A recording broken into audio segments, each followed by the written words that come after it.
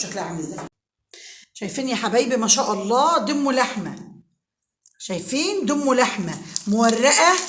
تعالي هنا كده يا حبيبتي، ما شاء الله من تحت عامله ازاي، ما شاء الله تبارك الرحمن، مورقه مقرمشه. معلش وهي طريقه النهارده مكلفه شويه، بس معلش يعني مطلوبه مني لعيالي.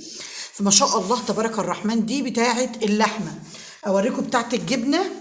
شايفين الجمال ده بقى، شايفين الجمال ده. بص من تحت كده يا بص ما شاء الله تبارك الرحمن. ده شكلها صورها كده، صورها لهم وريها لهم.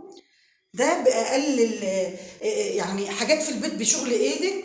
2 كيلو دقيق طلعت فطيرتين، وفاض منهم كمان واحده صغيره هي لسه في الفرن.